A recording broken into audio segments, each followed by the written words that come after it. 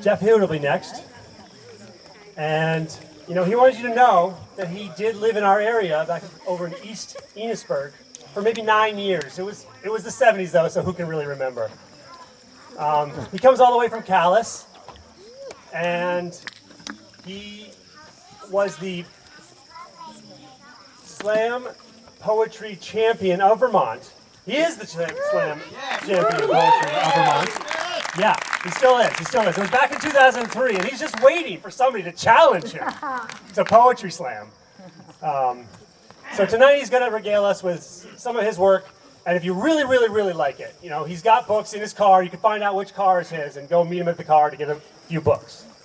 Cool. Thank you.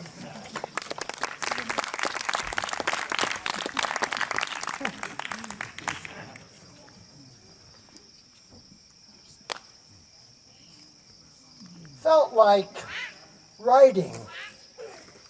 So I went to my favorite bench in the park where I often go to write.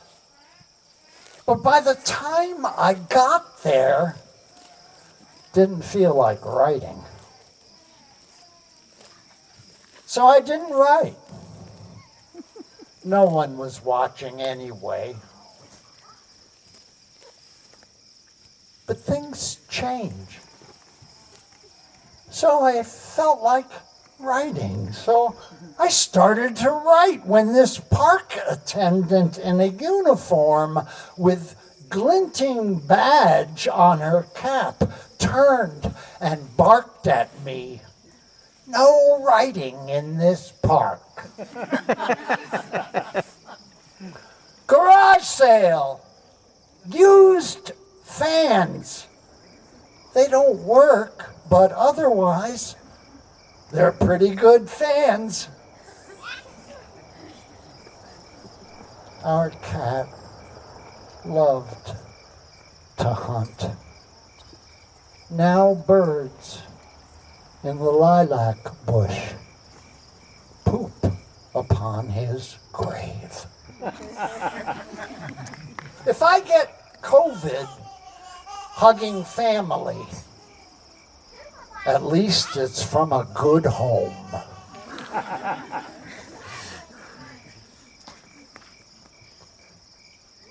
It's delicate when we touch each other.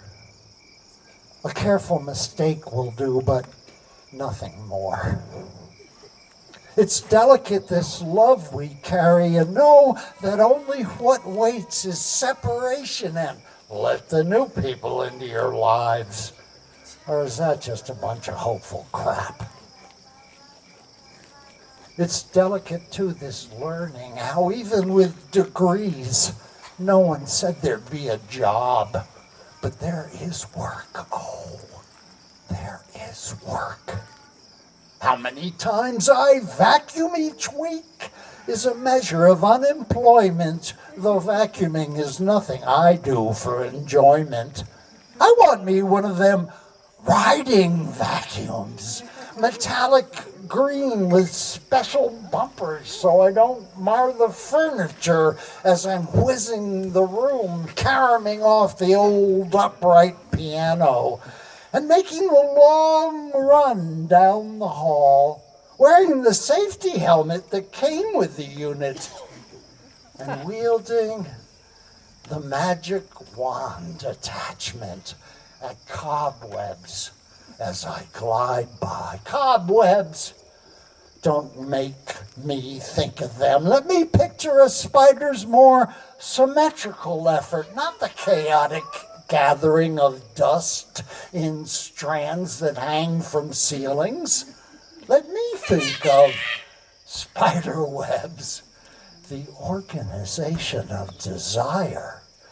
A spider's fractal-like construction to ward off starvation, a sticky silver trampoline with plenty of space to fly through. Just avoid the center, claims the stupid moth that fouls the whole web and isn't anything the spider wants, just a dusty pair of wings fluttered to a mealy core.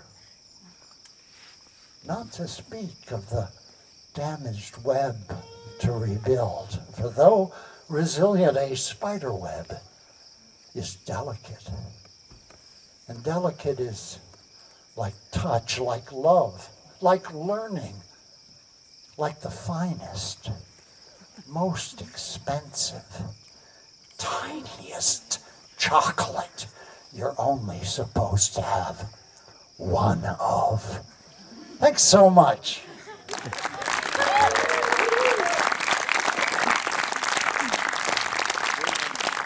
You know, I was hearing this murmur out through the audience. We need more poetry. More poetry. We need that. We need that. Yeah. We want Geof to come back up on stage. Can we get him up here? You think we can do that? I don't know what it takes to get a champion. Slam champion up here.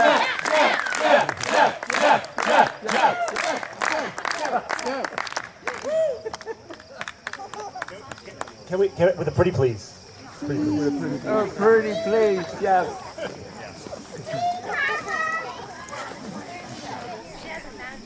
Thank you.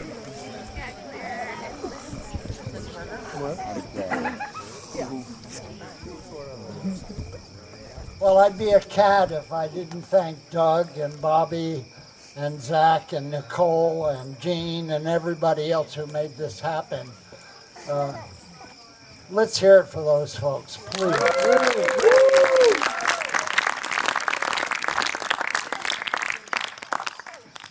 Back when we were living in Enosburg, probably still today, about this time of year, people start talking about the coming of winter. And there's this wonderful expression, darkness, God, I hate to see it come.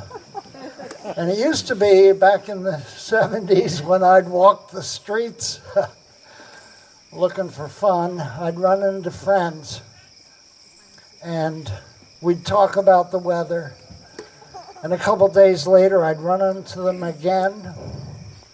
And a couple days later again, and the conversation got shorter and shorter. You could pass somebody on the street, they knew exactly what you meant when you said, I hate to see it come. And aren't those baby chicks creatures of my acquiescence? Letting a particularly broody, banty hen have some eggs to set? Now she acts as if they're completely her creation. Even the rooster has to sneak blessings to his heirs, and I get pecked for coming near. Those chicks get down under her belly and stay warm in that darkness, sputtling over each morning when I remove the raincoat from their cage, the limits of their world so far.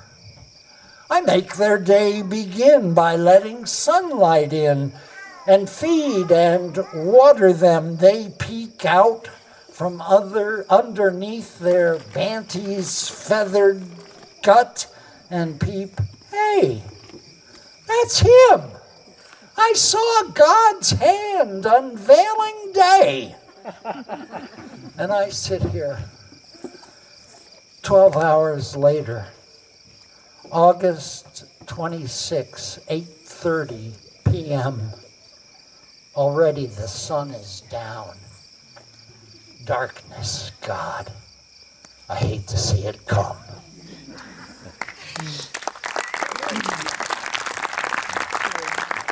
When I was a kid and something bad happened to a neighbor, I tried to stay away until things had blown over. I didn't know what to say. My grandfather cut his left thumb clean off with a table saw.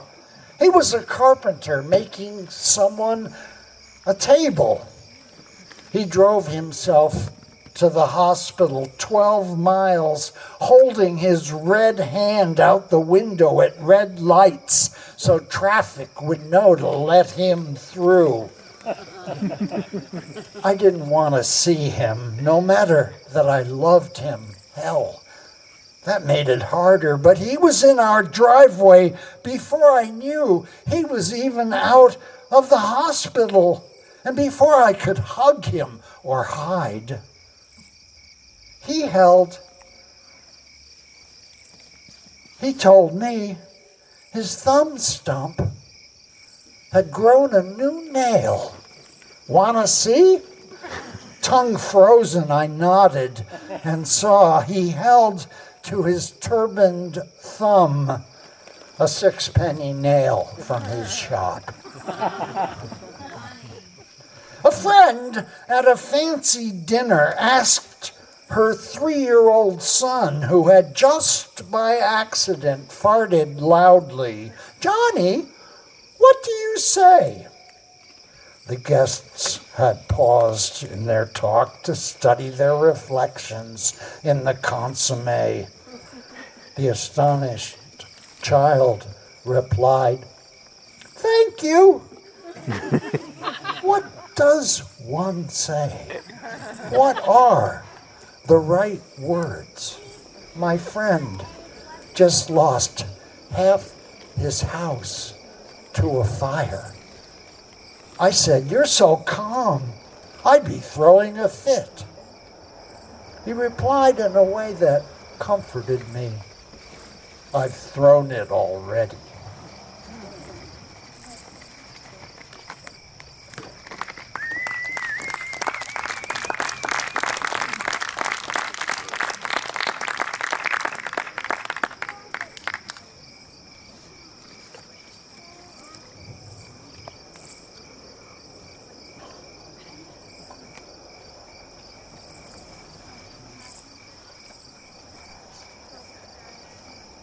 So I'm tooling Interstate 89 at the legal limit, 65, which happens too to be my age, and feeling good. Bright sunshine and light western breeze, 80 degrees, early September, big clouds like giant cotton swabs, the super res temperapedic ultra queen, topped and tufted mattresses of cherubs floating like hallucinogenic harps in the arms of angels, allowing the sun to shine through, and last night's nearly full moon hanging pale in the western horizon. I'm tooling and getting all these fabulous words down.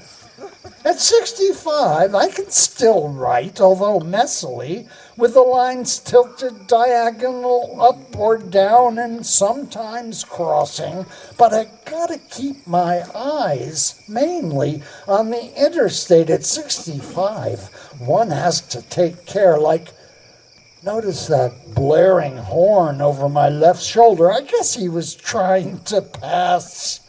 So I jerked the wheel to get my Honda back into the right lane, and now he's completely parallel and peering into my eyes as I hold the pen below his line of vision and shrug into his upward extended full arm stretched across the lap of his gorgeous passenger, middle finger.